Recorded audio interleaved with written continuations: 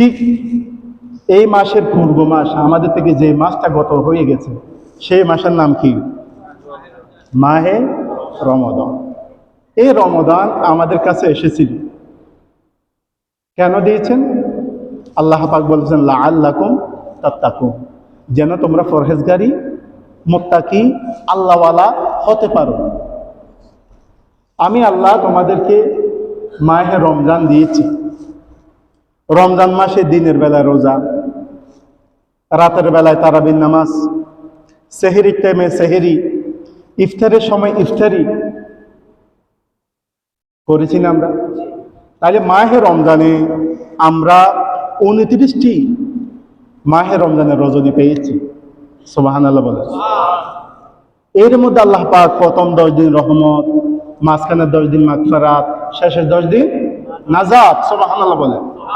আবার শেষ দশকের মধ্যে লাইলাতুল কদরকে তালাশ করার জন্য ইতিকাফ, আবার লাইলাতুল কদরকে তালাশ করার জন্য কিয়ামুল লাইল।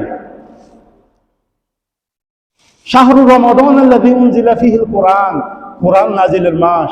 এই মাসে বেশি বেশি কোরআন খতম।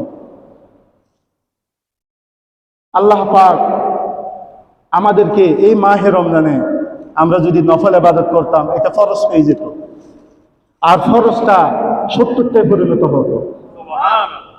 এত নেকি, এত নিয়ামত, এত কিছু আল্লাহ কি জন্য দিয়েছেন?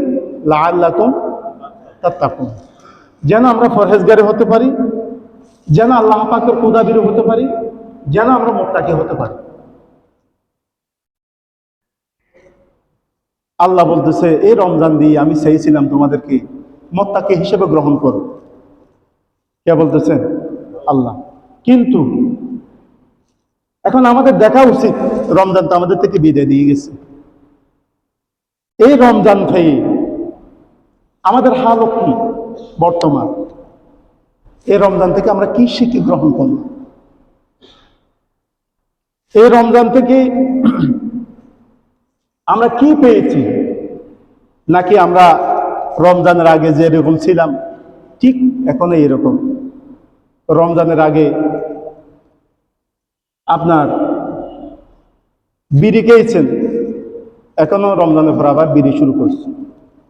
রমজানের আগে সুদ, ঘুষ, দুর্নীতি, মিথ্যা কথা, গালাগালি, ফালাফালি, লাফালাফি, একজনকে আরেকজনের মারামারি, বদমাইশি, রমজানের আগে এগুলো ছিল। আবার রমজানের পরে যদি ঠিক আবার এগুলো আবার দেখা দেয়, তাহলে এই রমজান দিয়ে আমাদের কি লাভ করবে? এই রমজান দিয়ে আমাদের কি হইল? তাহলে রমজানের আগে যে গুনার কাজ ছিল, আমরা ওখান থেকে পুত পবিত্র হয়ে মাহে রমজানের মাধ্যমে আমরা আমাদেরকে কারা পরিষ্কার করতে পারেছি, কারা পবিত্র করতে পারেছি। যারা পবিত্র হতে পেরেছেন, যারা আল্লাহ পাকের মুত্তাকি পরহেজগার হতে পেরেছেন, তাদের আমল এখনই বোঝা যাবে, ঠিক কিনা? রমজান যাওয়ার পরে যারা রমজানের জন্য কান্না করে, 20 রাকাত তারাবি নামাজ পড়ছিলাম, সেহরির সময় কত সুন্দর সেহরি, ইফতারির সময় কত সুন্দর ইফতারি, যাকাত দিয়েছি, কোরআন তেলাওয়াত করেছি। আমার নবীর যে আল্লাহ পাক আমার নবীকে যত মুআজিজা দিয়েছেন, আমার নবীকে হাজার হাজার আল্লাহ পাক মুআজিজা দিয়েছেন, ওই মুআজিজার মধ্যে জিন্দা মুআজিজা পবিত্র কোরআনুল কারীম। সুবহানাল্লাহ। যে কোরআনুল কারীম আমরা একটা হরফ পড়লেই আল্লাহ পাক 10 থেকে 700 নেকি দান করতেন। সুবহানাল্লাহ। যে কোরআনুল কারীমের প্রতিটি আয়াত আমার নবীর মুআজিজা, যে কোরআনুল কারীমের প্রতিটি হরফ আমার নবীর মুআজিজা, যে কোরআনুল কারীমের প্রতিটি হরকত আমার নবীর মুআজিজা, যে কোরআনুল কারীমের প্রতিটি তাসদীদ আমার নবীর মুআজিজা, যে কোরআনুল কারীমের আপনার বিসমিল্লাহর বা থেকে সূরা নাসের সিন পর্যন্ত আমার নবীর মুআজিজা। সুবহানাল্লাহ।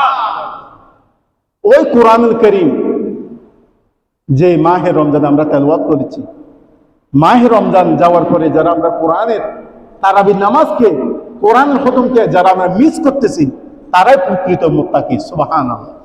যারা কোরআনকে মিস করতেছি, তাহলে কোরআন এখন আমাদের পড়ার দরকার আছে না? কোরআন কি আমাদের মাঝে নেই?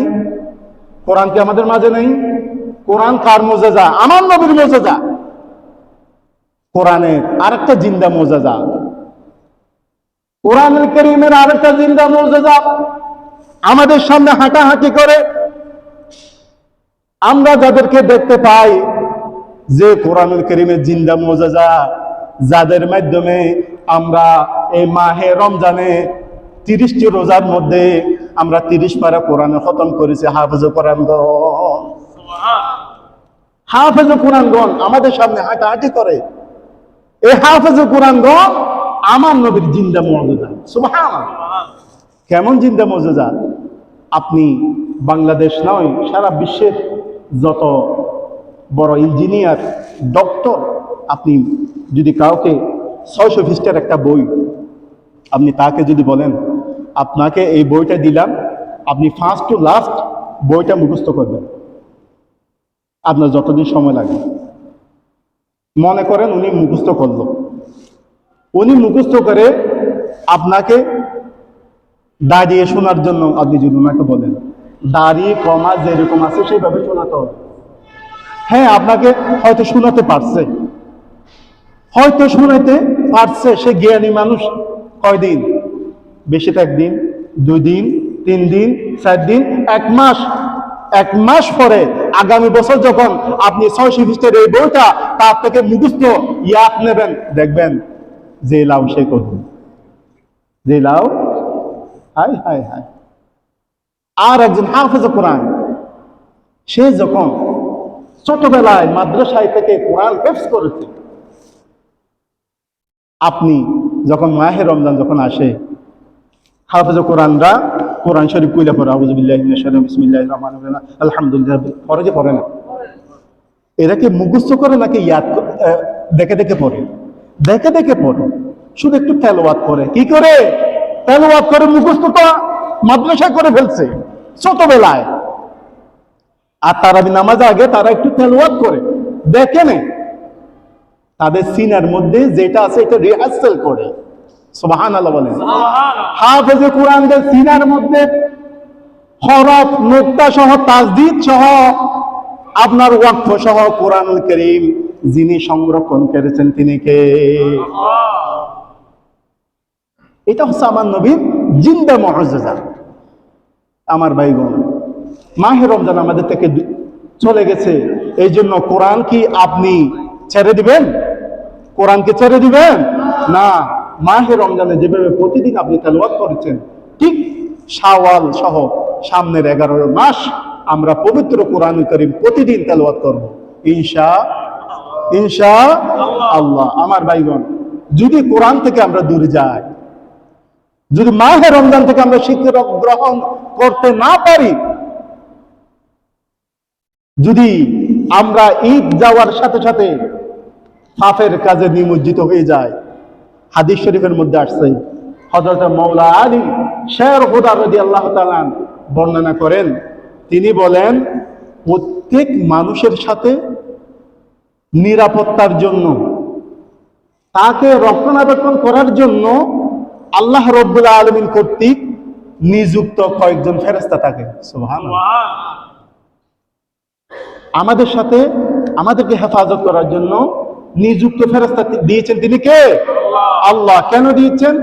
সে যেন কোনো প্রকার প্রাচীর ধসে না পড়ে, কিংবা সে যেন কোনো গর্তে পতিত না হয়, কিংবা কোনো জন্তু জানোয়ার কোনো মানুষ ওই আল্লাহর বান্দাকে যেন কষ্ট দিতে না পারে। সুবহানাল্লাহ। আমাদেরকে হেফাজত করার জন্য আমাদের বডিগার্ড হিসেবে ফেরেশতা নিযুক্ত করেছেন কে? আল্লাহ। শুধু তাই নয়, ফেরেশতারা তার হেফাজত করেন, কিন্তু যদি আমরা যখন আল্লাহর নিয়ামতের অকৃতজ্ঞ, আল্লাহর নাফরমানি, কুকর্ম, পাপের কাজে যখন আমরা লিপ্ত হয়ে যাই, তখন আল্লাহ পাকের নিযুক্ত আমাদেরকে রক্ষণাবেক্ষণ করার জন্য যে ফেরেশতা, ওই ফেরেশতাগুলো আল্লাহ পাক উঠেই নেয়। যেখানে পাপ হয় সেখানে ফেরেশতা থাকে না, ফেরেশতা উঠেই নেওয়া হয়। ফেরেশতা উঠিয়ে নেওয়ার পরে আল্লাহ রাব্বুল আলামিন তখন ওই পাপী ব্যক্তি, ওই পাপী সম্প্রদায়ের উপর আল্লাহ পাকের আসমানি গজব নাজিল করে দেন। নাউজুবিল্লাহ। রহমত, মাগফিরাত, নাজাতের মাস আমাদের থেকে চলে গেছে। যদি আমরা এখন পাপের কাজে নিমজ্জিত হয়ে যাই, তাহলে রহমতের ফেরেশতা আমাদের সাথে থাকবে না।